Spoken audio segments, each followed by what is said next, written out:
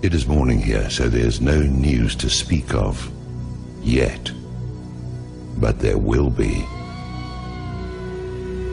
It's clear as crystal that the root of all evil is exactly that, and those in whom it is blooming are the enemy of humanity. The bankers are the problem. The bankers manufacture recessions and depressions to exert a greater control over social and political structures. The bankers create and finance the wars on both sides of the conflicts. The bankers orchestrate famine, poverty, and want. The bankers control the policies that control the media and the education system that is operated to maintain ignorance in the public so that they can be shorn like sheep. The bankers launder the drug money and keep drugs illegal. The bankers are the problem.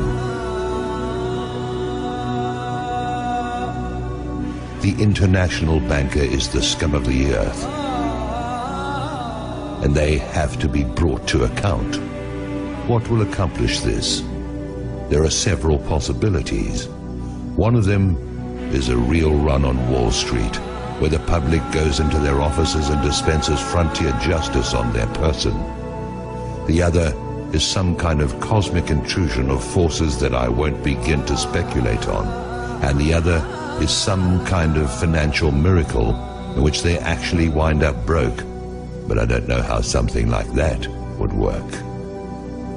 The most likely is a combination of the first two, where the second channels through the first.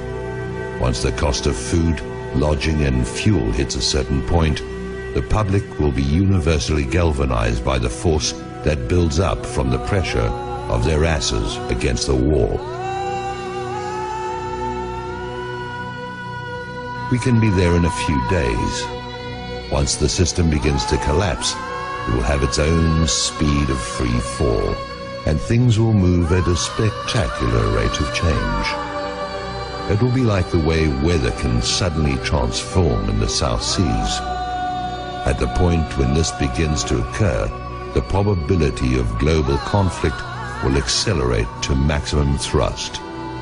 This is the primary truth about imperial currency activity.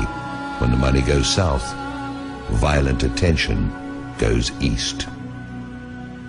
Yes, maybe it will all just limp along on crutches while plastered with band-aids, but that goes contrary to the mathematics. You can spread the numbers only so thinly, or you can only press them together so much, and you're going to get holes appearing in the net all over the place, or you're going to get implosion.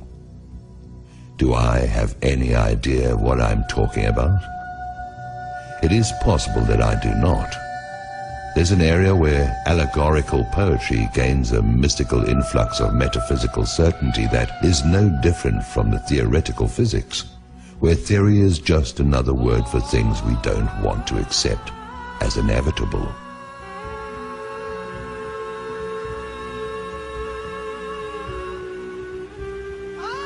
Maybe freedom's just another word for no one left to screw. It stands to reason that sooner or later the public will have no further option but to declare open season on the bankers. They'll be hunted down as the be-all and end-all of everything dangerous and wrong. They are a plague and a pestilence as bad as any epidemic. They are the whiskey and yellow fever blankets on the reservations of ordinary life. They are anthrax masquerading as sweet and low. They are the long-standing source of the majority of humanity's problems and have little competition except for the ubiquitous presence of ignorance and impossible dreams. Whoever these bankers are, that is who they are. When the shit hits the fan, as it is going to do at any moment, the guilt of the banksters is going to stand out like zits on a beauty queen.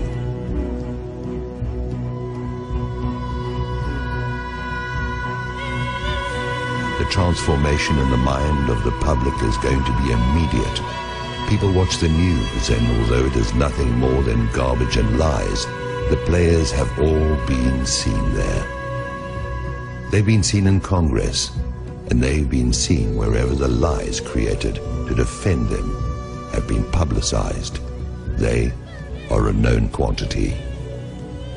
There is no argument of any kind that can be used to generate sympathy for the bankers, who are either behind or finance every outrage against the public that is in existence.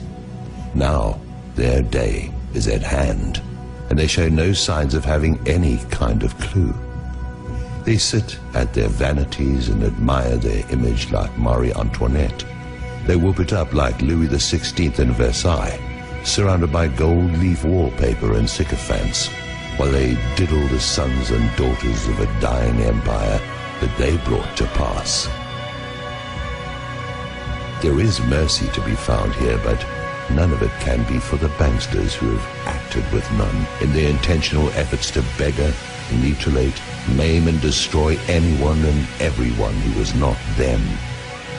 That mercy is for the public who, like Lefty, only did what he had to do. I try to get my heart and head around it. I try to see an out for everyone, but the only out I can see for the banksters is out of our lives, and marched still living through the gates of hell, where they can reunite with the banker-in-chief. I'm not the judge or executioner. I'm an observer who's never had enough money to even think about the banks in the first place. Now the bankers tightly grasp what is going to turn into flaming coals in their hands. Judgment is going to cry out from the earth they walk upon and have plundered at will. That will is now going to be drained away into fear and apprehension. Their fortress walls are going to fall away. Their protectors are going to turn on them. Their holdings are going to dissolve and spill from their fingers like a handful of sand. I wouldn't want to be a bankster today, or on any other day. The existence of a system has kept them safe. This corrupt system has allowed for some kind of life for those preyed upon until now. Now it has turned upon those whose compliance has been forthcoming for so long. Soon that compliance will be gone, and there are not enough police and armies to quell what is going to rise out of the midst. Maybe I'm wrong about this, but like everything else, we'll see.